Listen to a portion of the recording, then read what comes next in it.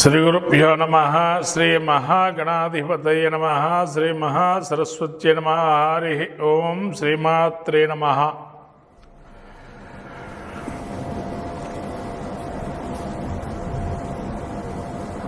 ప్రేక్షకులందరికీ కూడా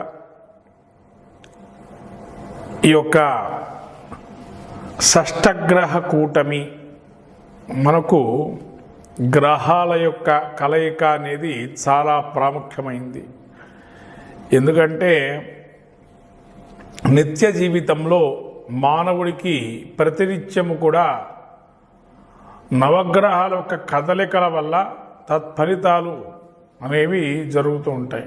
ఎందుకంటే మానవుడి జీవితంలో ప్రతి ఒక్క విషయానికి కూడా నవగ్రహాల యొక్క అన్వయిస్తూ మనకి శాస్త్రం చెప్పబడుతుంది. మానవుడి యొక్క లక్షణాలు, స్వభావాలు, శరీర లక్షణాలు కావచ్చు, అంటే ఇవన్నీ కూడా మానవుడి యొక్క కదలికలు, వాళ్ళ యొక్క స్వరూపాలు, ఇవన్నీ కూడా గ్రహాల యొక్క ప్రభావాన్ని బట్టి ఉంటాయి.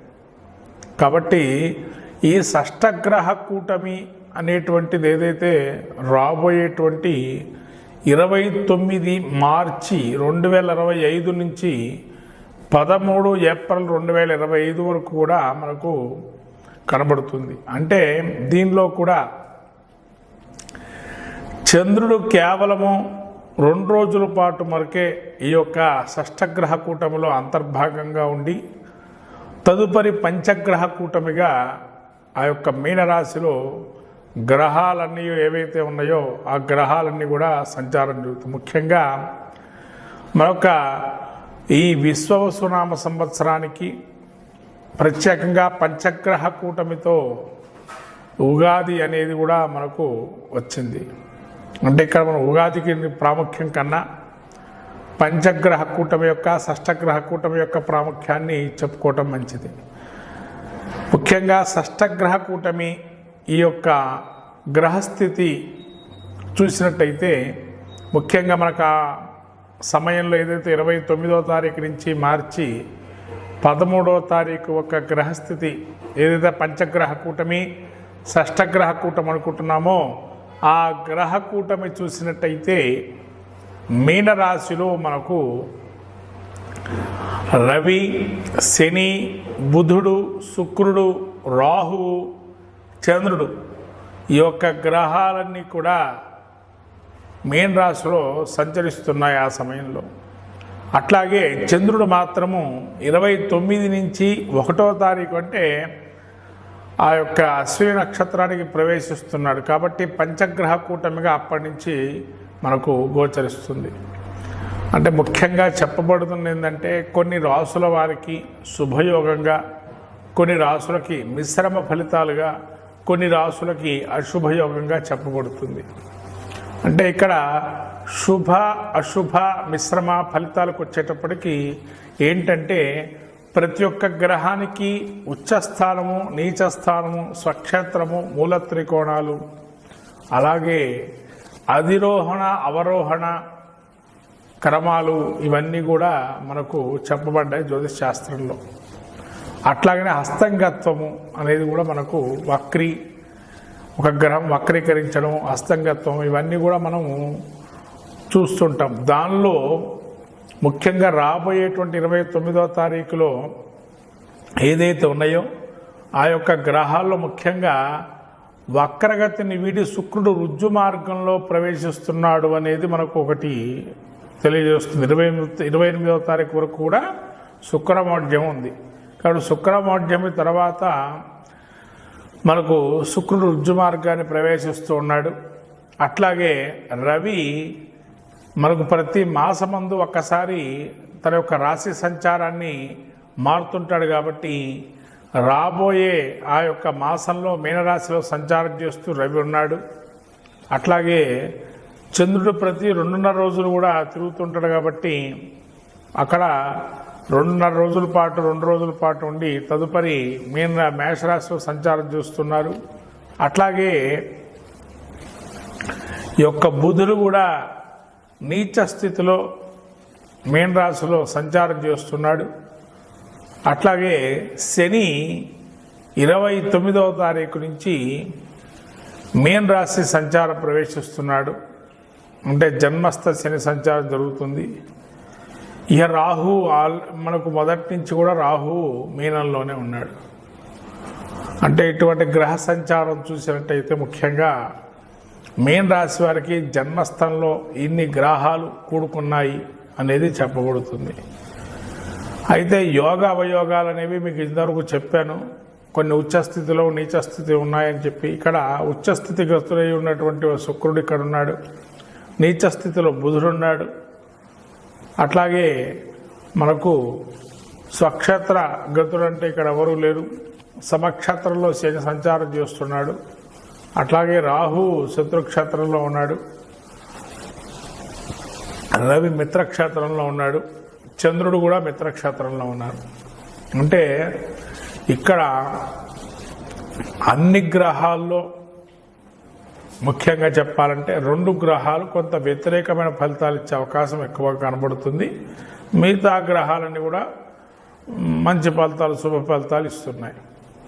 కాబట్టి 12 రాశుల వారికి అట్లాగే మనకు దేశ గోచారం అనేది కూడా ముఖ్యంగా చెప్పబడాలి. ఎందుకంటే దేశ గోచారంలో ఎందుకు ఈ విధంగా అంటే, ప్రతి దేశానికి ప్రపంచానికి మనకు గ్రహ గతులను బట్టే యోగ అవయోగాలు అనేవి మన ఎట్లయితే చూసుకుంటున్నాము మానవుడి జీవితంలో, అట్లనే యోగాలు కూడా ఉంటాయి ప్రతి ప్రపంచంలో కానీ దేశ గోచారంలో కానీ. వీటి వల్ల ఈ షష్టగ్రహ కూటం వల్ల దోష గోచారం ఏంటి అంటే, దేశ గోచారం చూసినట్టయితే ముఖ్యంగా మనకు విశ్వవసునామ సంవత్సరం ఉగాది అనేది ఏదైతే జరుగుతుందో ముఖ్యంగా స్ట్రిక్ట్గా రూల్స్ అనేది పాటించే అవకాశం ఎక్కువగా ఉంటుంది రాజ్యంలో. కొన్ని రాజ్యాల్లో అవకతవకలు ఏర్పడి రాజ్యాధికారాన్ని కోల్పోయే అవకాశం ఉంటుంది కొంతమంది రాజులు కూడా. అట్లాగే ఈ యొక్క ఆర్థిక మాంద్యము, బుద్ధి కుశలతగా ఉండకపోవటం ప్రపంచ జనాల్లో. ఎందుకంటే ఆ బుద్ధి కుశలత లేకపోవటం వల్ల ఆలోచన జ్ఞానం కొంతవరకు మాంద్యం చెందటం వల్ల ఏదైతే దొరుకుతుందో దాని మీదనే ఆలోచనతో వెళ్తుంటారు. కానీ దాని పరిష్కార మార్గాలు ఉంటాయి కానీ వీళ్ళు వెతకరు. అట్లా వెతికినట్లయితే ఖచ్చితంగా ఫలితాలు ఉంటాయి. అట్లాగే రాబోయే తరంలో అంటే రాబోయే యొక్క దేశం గోచారం చూసినట్టయితే శని కూడా మనకు మీన రాశిలో ఉన్నాడు.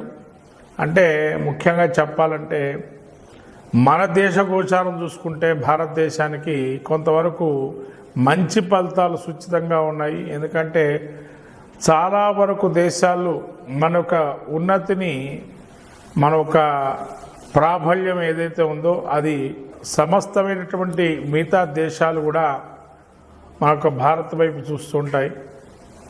ఈ విధంగా మన దేశ గోచారంలో ఆర్థిక మాంద్యం ఉన్నా మన దేశంలో అయితే క్రీడారంగం కొంత పుంజుకోవడానికి అవకాశాలు మెండుగా ఉన్నాయి.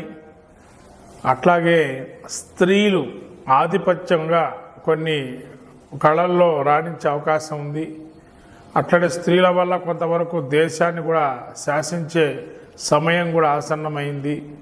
ఇవన్నీ కూడా కొంతవరకు మనకు కొన్ని మంచి ఫలితాలు రాబోయే అవకాశం ఉంది. అట్లాగే ఉపద్రవాలు కూడా ఉన్నాయండి దీనిలో. ముఖ్యంగా వృత్తులు అంటే ఏదైతే ఒక ఉద్యోగాన్ని కానీ ఒక వృత్తులు కానీ ఎంచుకునేటువంటి వారు ఎవరైతే ఉంటారో మార్పులు అనేవి కొన్ని జరుగుతుంటాయి. వృత్తిరీత్యా మార్పులు కావచ్చు, లేదా వాళ్ళు చేస్తున్న ఉద్యోగానికి సంబంధించిన మార్పులు కూడా కొన్ని కొత్త ధనమైనటువంటి మార్పులతో ముందుకెళ్ళటం అనేది అవకాశం ఉంటుంది. అట్లానే ఆధ్యాత్మిక రంగానికి తీసుకున్నట్లయితే ఈ యొక్క షష్టగ్రహ కూటమి ఏదైతే ఉందో ఆధ్యాత్మికంగా చాలా అద్భుతంగా గోచరిస్తుంది. అంటే ఆధ్యాత్మికత కూడా బాగా సంతరించుకుంటుంది అనే ఒక అవకాశం కూడా ఉంది.